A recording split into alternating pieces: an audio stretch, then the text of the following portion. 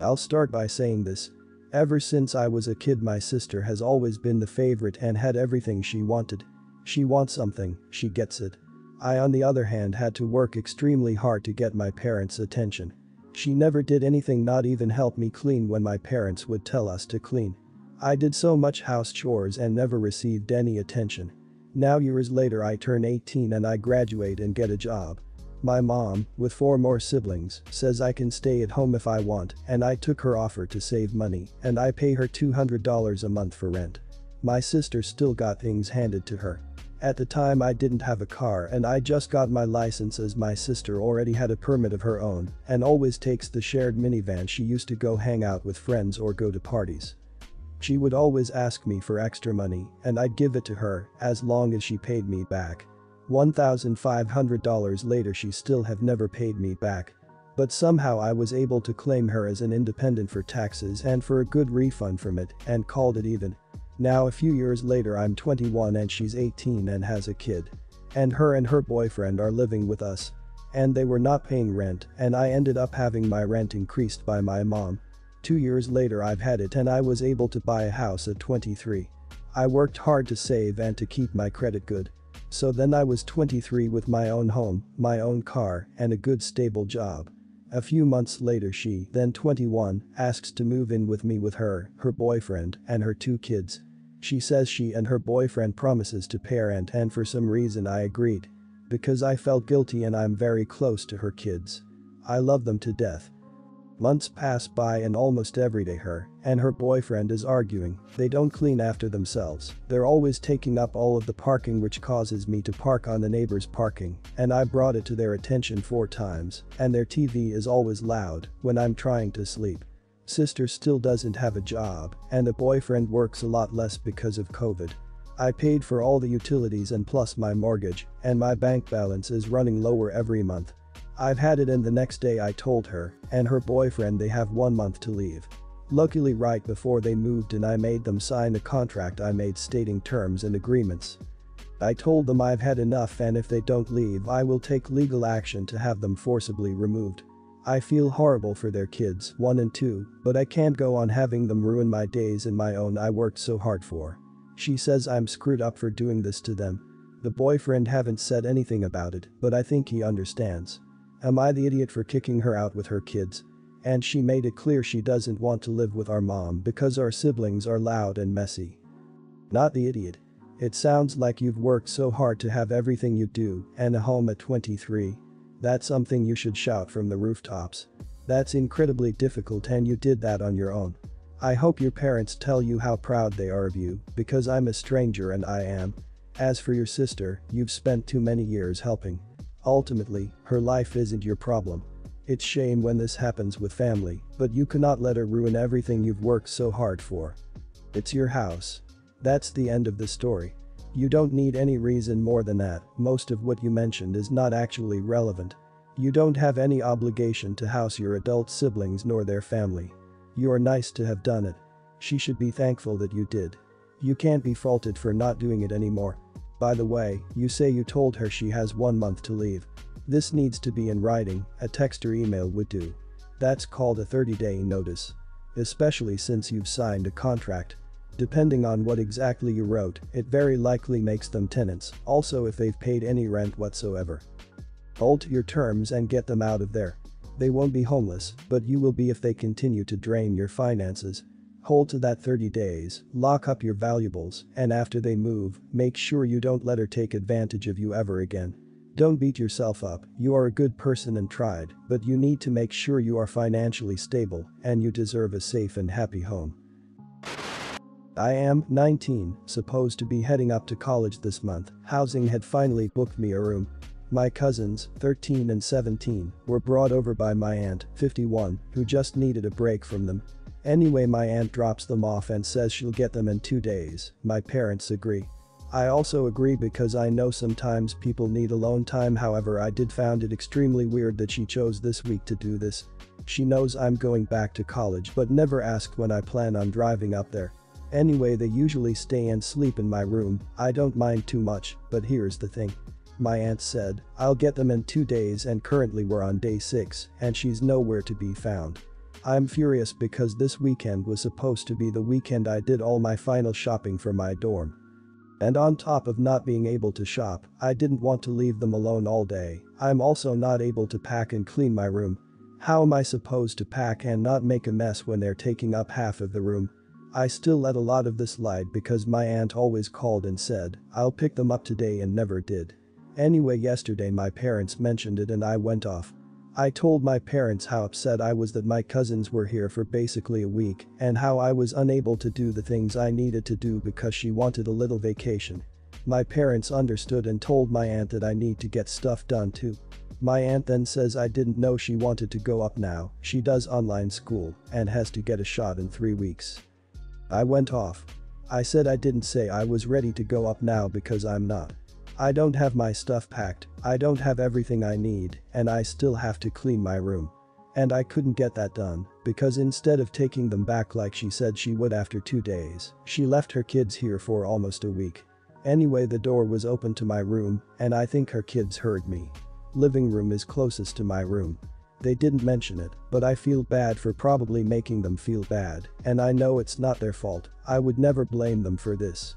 I just know that if I heard my cousin say how much they want me gone, I'd feel bad too. Am I the idiot? Not the idiot. You are being expected to babysit your cousins for free. It's not your children, it's not your house. You haven't agreed to watch them. Your parents have, so it's their responsibility. When I read that you can't go shopping because you can't leave the children alone, I conclude the problem was when your parents left the house and left children under the care of someone who has not explicitly agreed to supervise them. Everyone's the idiot here. I understand being frustrated by unexpected guests whose leave date keeps getting pushed back indefinitely, but your cousins are 13 and 17. Why do you need to babysit them all day?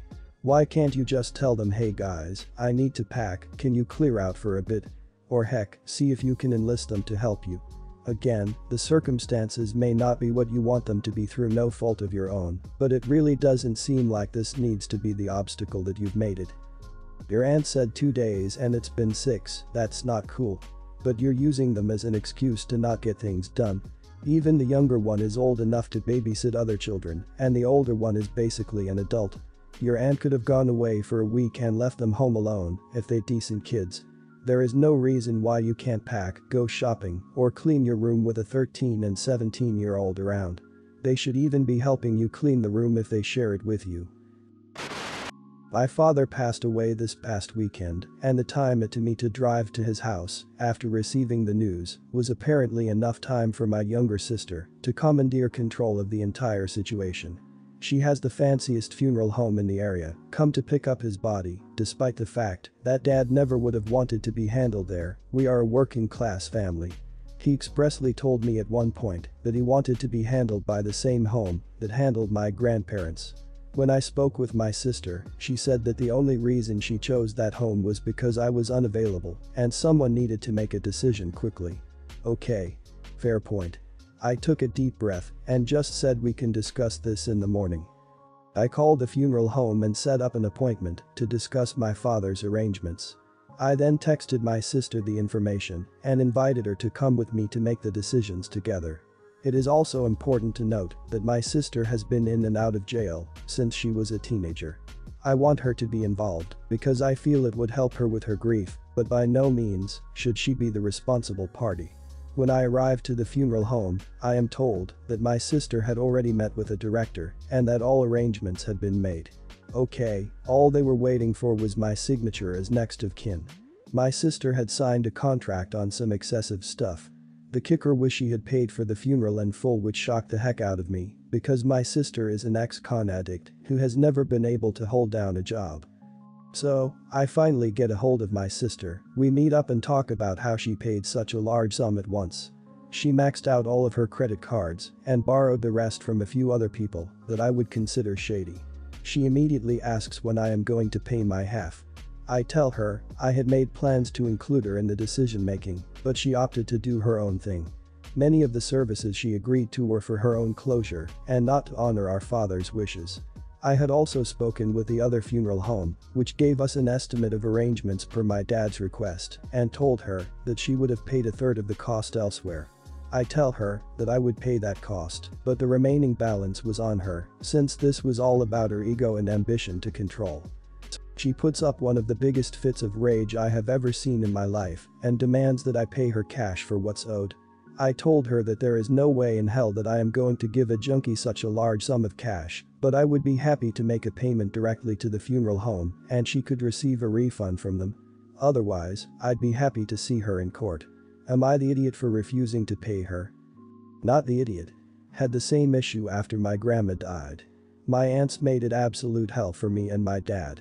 We refused to pay anything because just the year before we had my grandma adjust her life insurance policy to cover funeral expenses only. Well, my aunts didn't like that and went way over budget.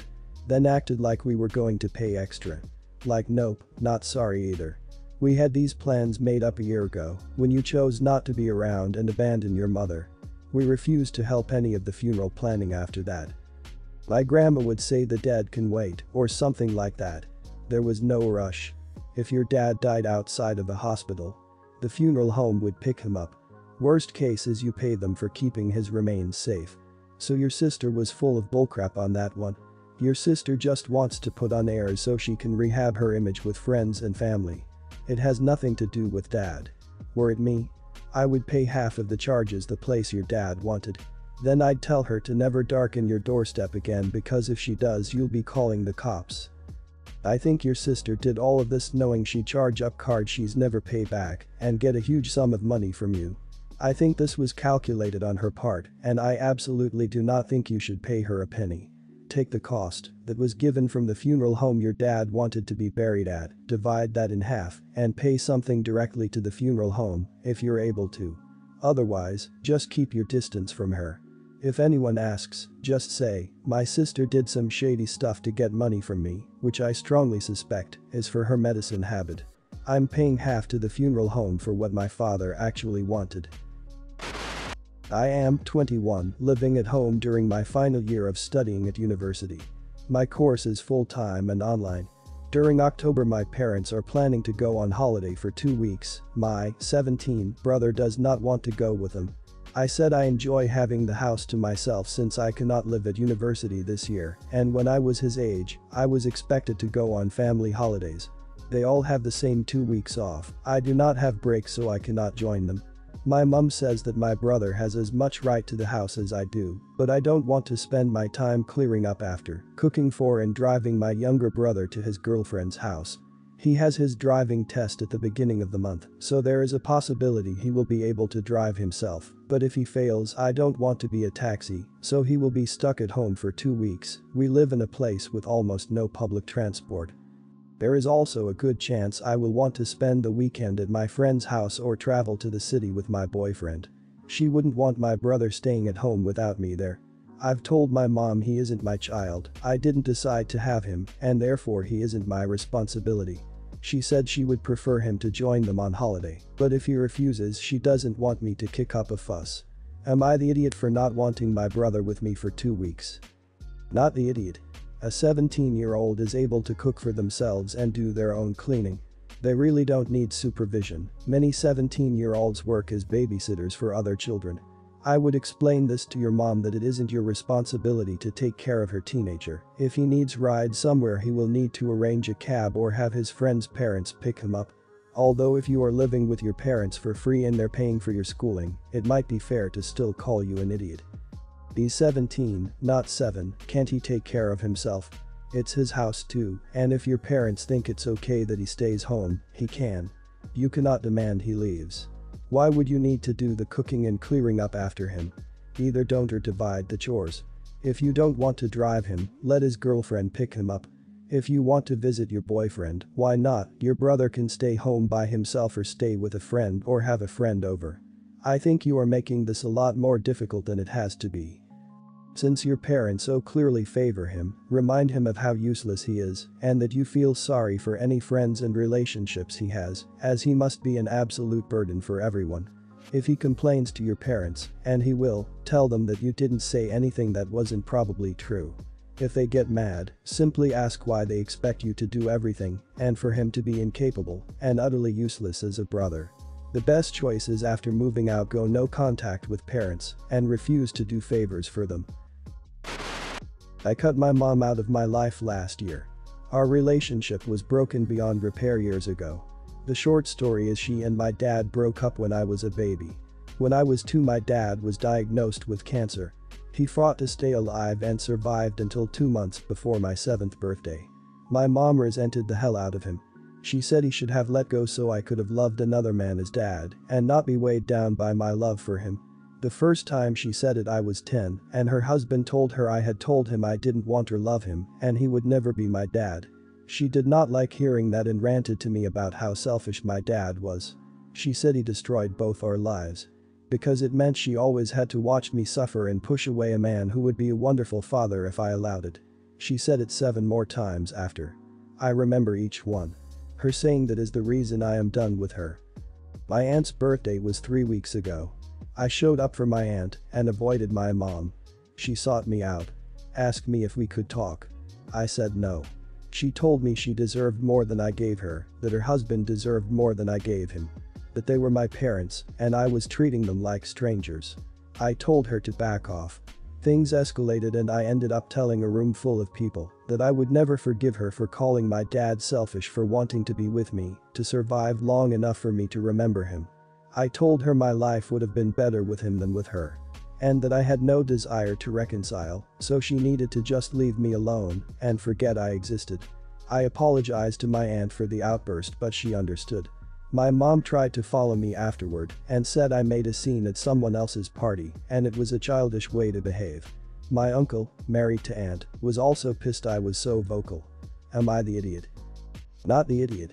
Your mom should have respected your decision instead of cornering you at a family event.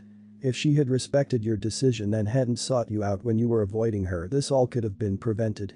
Not the best moment to say all those things, but sometimes those things happen when speaking from emotion. I would apologize to an aunt and perhaps uncle. Not the idiot. Sorry that you have to be the adult, glad to see that you see through your mom's childish deflections though, she doesn't sound like an easy person to have for a parent. If you're worried about making a scene, it doesn't sound like anyone who mattered took it personal and probably more than understood the situation that led to that outburst. I implore you to extend the same kindness to yourself. Not the idiot. She forced you into a corner and you reacted, that's on her. If she didn't want her dirty laundry made public, she shouldn't have tried to corner you publicly. Also, you lost your dad at 7, if your mother didn't push another father figure on you and expect you to call him dad and play happy families, you could have had a good fatherly relationship with stepdad. But that should always be on the child's terms. She caused this by slagging off your dad and trying to force a grieving child into a relationship with another male parent figure. I'm glad you are free, mostly, from her toxic behavior. I hope you're doing well and have beautiful memories of your obviously loving father.